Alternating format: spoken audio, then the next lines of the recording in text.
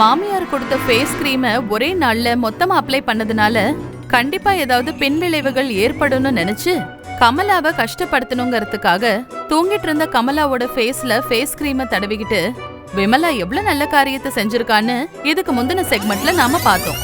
தான் செஞ்ச தப்ப நினைச்சு ரொம்பவே வருத்தப்பட்டுக்கிட்டு விமலா தன்னோட ரூம்ல உட்காந்து அழுதுகிட்டே இருந்தா.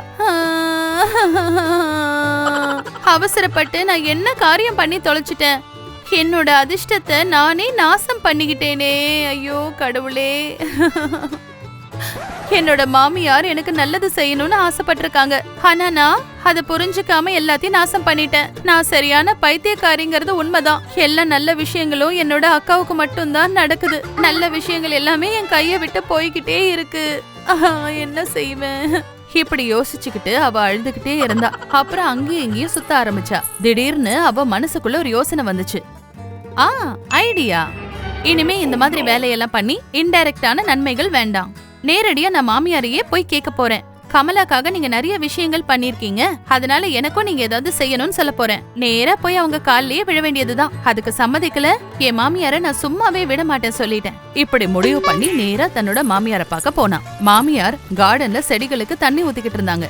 விமலா தன்னோட மாமியார் கிட்ட போயிட்டு ஒரு ஓரமா நின்னுக்கிட்டு அழ ஆரம்பிச்சுட்டா.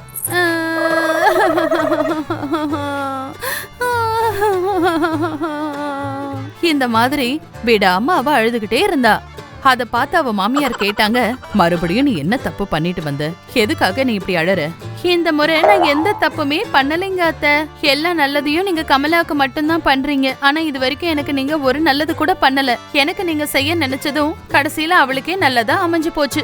எனக்கு எப்பவுமே பிரச்சனை மட்டும்தான் மிஞ்சி இருந்தது. நான் என்னம்மா பண்ண? நடந்ததுக்கெல்லாம் நீ செஞ்ச தப்புதான் காரணம். ஒருவேளை நான் சொன்னபடி நீ கேட்டு நடந்திருந்தா உனக்கு எந்த பிரச்சனையும் வந்திருக்காது. இப்ப சொல்லுங்க, நான் அடுத்தது என்ன செய்யணும்? நீங்க என்ன சொன்னாலும் நான் அதை செய்ய தயாரா இருக்கேன். எனக்கும் கமலாவ மாதிரியே தங்கம், லாட்டரி இந்த மாதிரி ஏதாவது பெருசா நீங்க கொடுங்க. ஆனா நீ பேராசப்பட மாட்டல்ல?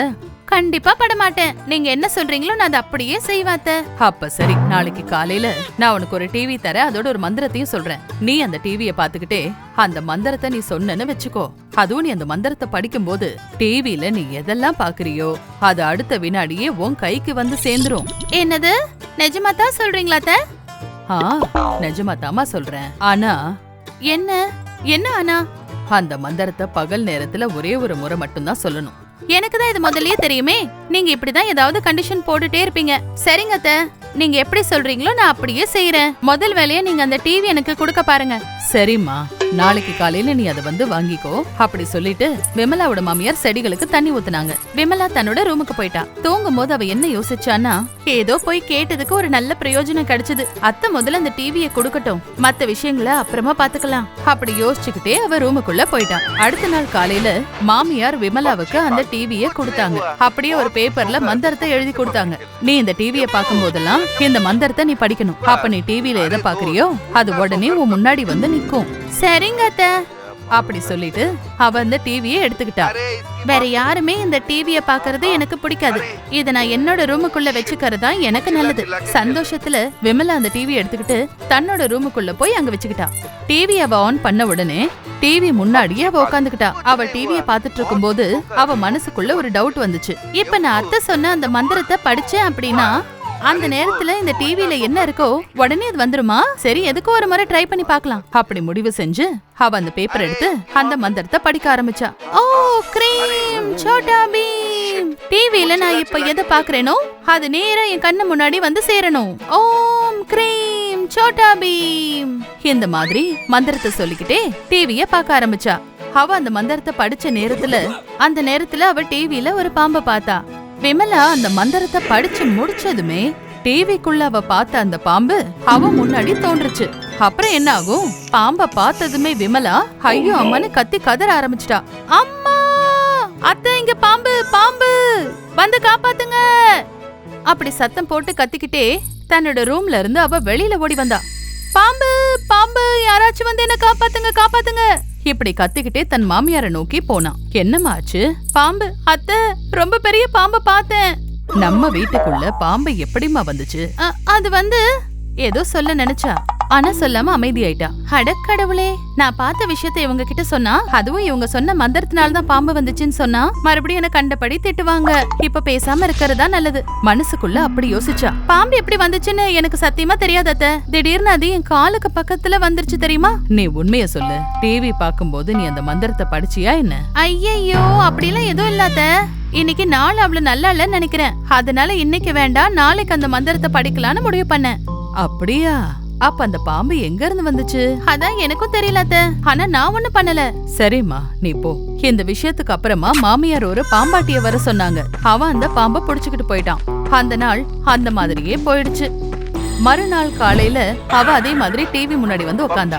நேத்து அந்த மந்திரத்தை படிச்சு நான் வேஸ்ட் பண்ணிட்டேன். ஆனா இன்னைக்கு அப்படி நடக்க கூடாது. டிவில நல்ல விஷயங்கள் ஏதாவது வரும்போது நான் அந்த மந்திரத்தை படிப்பேன். பிரேக் டைம்ல வரும்ல, தங்க நகைகள் புது துணிகள் வரும்போதுதான் அந்த மந்திரத்தை நான் படிப்பேன். இப்படி யோசிச்சுக்கிட்டே அவ டிவிய பார்த்தா. டிவில விதவிதமான ப்ரோக்ராம்ஸ் அப்புறம் ஆட் எல்லாம் வந்துச்சு. ஆனா விமலா அதெல்லாம் பார்த்து கோவப்பட ஆரம்பிச்சுட்டா. நாம சும்மா இருக்கிற நேரத்துல நிறைய சாரி நகைங்க ஆட் எல்லாம் வந்துகிட்டே இருக்கும். ஆனா இன்னைக்கு பார்த்து ஒரு ஆடு கூட வர மாட்டேங்குது. ச்சே, இப்படி புலம்பிக்கிட்டே அவ தொடர்ந்து டிவி பார்க்க ஆரம்பிச்சா. டிவில திடீர்னு நகைகளுடைய ஆட காட்ட ஆரம்பிச்சாங்க. அடடா, நகைங்க ஆட் வர ஆரம்பிச்சிருச்சு. ஆனா அந்த பேப்பர் எங்க? இப்படி யோசிச்சுக்கிட்டே அவ அந்த பேப்பரை தேட ஆரம்பிச்சா. அப்புறம் ஒரு வழியா பேப்பரை கண்டுபிடிச்சு அதை படிக்க ஆரம்பிச்சா. ஓம் கிரீம் சோட்டா பீம். இந்த முறை அந்த டிவில என்ன தெரியுதோ அது என் கண்ணு முன்னாடி வந்து சேரணும். ஓம் கிரீம் சோட்டா பீம். அப்படி படிச்சுக்கிட்டே தங்க நகைகள் மேல பேராசப்பட்டு அவ டிவிய பார்த்தா.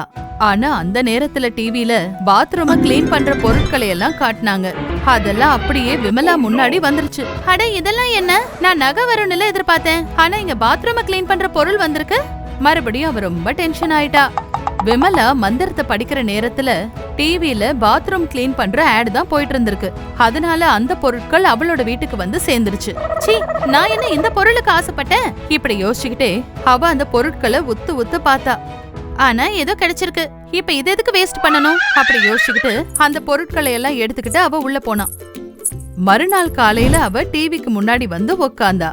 இன்னைக்கு நாள் வேஸ்டாக நான் நிச்சயமா விட மாட்டேன். இப்படி யோசிச்சுக்கிட்டே கையில அந்த பேப்பரை எடுத்து ரெடியா வச்சுக்கிட்டு அவ உக்காந்தா. கண்ணு இமைக்காம டிவிய பார்த்தா. நேரம் கடந்து போய்கிட்டே இருந்தது. டிவில விமலாக்கு பிடிச்ச மாதிரி எந்த ஒரு ஆடுமே வரல. இதே மாதிரி ரொம்ப நேரம் ஓடி போச்சு. உக்காந்து உக்காந்து என்னோட இடுப்பு எலும்பே முறிஞ்சு போச்சு. விடாம டிவி பார்த்தா தலைதான் வலிக்குது. இப்ப கிச்சனுக்கு போகணும். சூடா முதல்ல டீய போட்டு நான் குடிக்கணும். அப்படி புலம்பிக்கிட்டே அவ அங்க இருந்து எழுந்தா. இந்த பேப்பரை என்ன பண்றது? சரி, நாம இதை இங்கே வச்சிடலாம். அப்படி சொல்லிட்டு அந்த பேப்பரை அவ அதே இடத்துல வச்சுட்டு நேரா கிச்சனுக்குள்ள போனா. விமலா உள்ள போனதுமே கமலா அந்த இடத்துக்கு வந்தா. அட விமலா, நீ காலையில இருந்து வெளியிலேயே வரலையே, உள்ள என்னதான் பண்ணிக்கிட்டு இருக்க? அப்படி கேட்டுக்கிட்டே அவ விமலாவோட ரூமுக்குள்ள போனா. ஆனா அப்ப விமலா ரூமுக்குள்ள இல்ல. விமலா ரூமுக்குள்ள வந்த கமலா அவ வச்சுட்டு போன அந்த மந்திரம் எழுதி வச்சிருந்த பேப்பரை பார்த்தா. அத பார்த்ததும் இதெல்லாம் என்ன? அப்படி யோசிச்சுக்கிட்டே அவ அந்த பேப்பர்ல இருக்கிறத படிக்க ஆரம்பிச்சா. ஓம் கிரீம் சோட்டா பீம். எந்த ஒரு விஷயத்த நான் இப்ப டிவில பாக்குறேனோ அது என் கண்ணு முன்னாடி வந்து நிக்கணும். ஓம் கிரீம் சோட்டா பீம். அட, இதெல்லாம் என்னது? இதனால எனக்கு என்ன லாபம்? இப்படி எல்லாம் சொல்லிட்டு அவ அந்த பேப்பரை அந்த இடத்துலயே வச்சுட்டா. திடீர்னு அவ பாக்கும்போது அதிர்ச்சி காத்துட்டு இருந்தது. அவ கண்ணுக்கு முன்னாடி அழகான தங்க நகைகள் இருந்துச்சு. அட, என்ன இது? தங்க நகைகளா இருக்கு. இது எங்க இருந்து வந்துச்சு? அப்படி யோசிச்சுக்கிட்டே அவ அந்த நகைகளை எல்லாம் எடுத்தா. அக்கா, விமலா அந்த இடத்துக்கு வந்தா. கமலா கையில நகைகளை பார்த்ததும் அதிர்ச்சி ஆயிட்டா.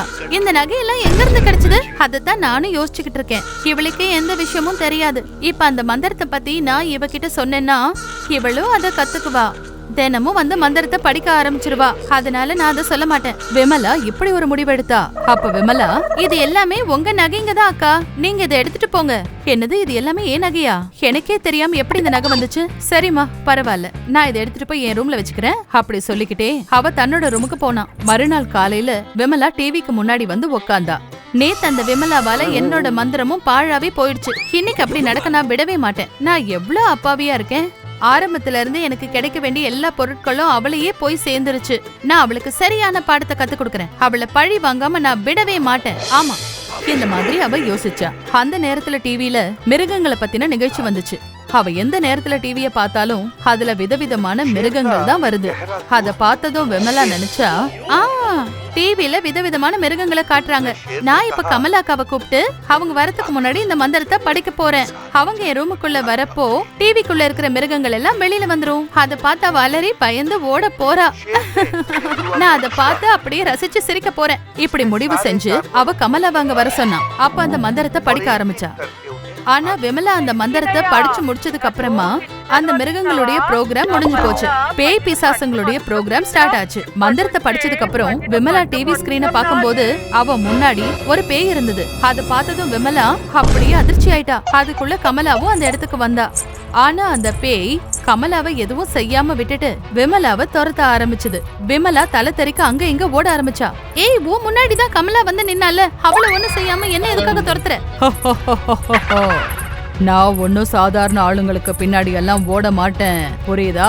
என்னை யாரு மந்திரம் சொல்லி கூப்பிடுறாங்களோ அவங்களதான் துரத்துவேன். அது மட்டும்தான் என்னோட நோக்கமா இருக்கும். இப்படி சொல்லிக்கிட்டே அந்த பேய் விமலாவை துரத்திக்கிட்டே இருந்தது. அத பார்த்து அப்படியே கமலா நின்னா. இவ ஏன் இப்படி எல்லாம் பண்றா? இப்படி முட்டாள்தனமான விஷயம் எல்லாம் இவளுக்கு மட்டும்தான் தோணும். கமலா இப்படி யோசிச்சா. விமலா கத்தி கதறிக்கிட்டே தன்னோட மாமியாரை நோக்கி ஓடிக்கிட்டே இருந்தா. அத்தை, என்ன ஒரு பேய் துரத்துது அத்தை, நீங்க தான் என்ன காப்பாத்தணும், தயவு செஞ்சு வாங்க அத்தை. அத்தை. அவ நேரா போய் மாமியாரோட கால்ல விழுந்தா. என்னம்மா சொல்ற? பேய் பிசாசெல்லாம் எங்க இருந்து வந்துச்சு? அது வந்து நான் கமலாக்காவை மிரட்டணும்னு நினைச்சேன். அப்போ டிவில மிருகங்கள்லாம் வந்துச்சு. அப்ப நான் அந்த மந்திரத்தை படிச்சேன். ஆனா நான் அதை படிச்சு முடிக்கிற நேரத்துல டிவில பேய் வந்துருச்சு. நான் அதை கவனிக்கவே இல்ல அத்தை. ஆனா திடீர்னு பேய் வந்து என் கண்ணு முன்னாடி இருந்தது. இப்ப அது என்ன பயமுறுத்துது அத்தை, தயவு செஞ்சு என்ன காப்பாத்துங்க. விமலா அழ ஆரம்பிச்சா. நீ மத்தவங்களுக்கு கெடுதல் நினைச்சனா உனக்கும் அதேதாம்மா நடக்கும். முதல்ல அழறத நிப்பாட்டு. இப்ப நான் உனக்கு இன்னொரு மந்திரத்தை சொல்லி தரேன். நீ அதை படிச்சதுக்கு அப்புறமா டிவில இருந்து வெளியில வந்த எல்லா பொருட்களுமே திரும்பவும் டிவிக்குள்ளேயே போயிடும். என்ன சரியா? சரிங்க, அதை அப்படியே பண்ணுங்க. நீங்க என்ன சொல்றீங்களோ நான் அதை அப்படியே செய்யறேன். அப்ப சரி, நான் உனக்கு ஒரு மந்திரத்தை சொன்னல, அது அப்படியே தலைகீழா சொல்லு. அந்த பேய் எங்க இருந்து வந்துச்சோ அது அங்கேயே திரும்ப போயிடும். மாமியார் இப்படி சொன்னாங்க. சரிங்க அத்தை. அப்படி சொல்லிட்டு அவ டிவி முன்னாடி போய் உக்காந்தா. அந்த மந்திரத்தை தலைகீழா சொல்ல ஆரம்பிச்சா. அவ அப்படி சொல்ல ஆரம்பிச்சதும் பூதத்தோட சேர்ந்து என்னென்ன பொருள் எல்லாம் வெளியில வந்துச்சோ அது எல்லாமே டிவிக்குள்ள அப்படியே மறைஞ்சது. அடிச்ச, நான் அந்த கமலாவை அழ வைக்கலான்னு நினைச்சேன். இப்ப கடைசியில நானே அழ வேண்டியதா போயிடுச்சு. எல்லாமே போச்சேன்னு நினைச்சு அவ അഴ ആരംഭിച്ചിട്ടാ. ദാദാ ടിവി ഇതുപോലത്തെ ഒരുപാട് നല്ല കഥകളും വീഡിയോസും കണ്ടു രസിക്കാൻ ഞങ്ങളുടെ ചാനൽ സബ്സ്ക്രൈബ് ചെയ്യൂ.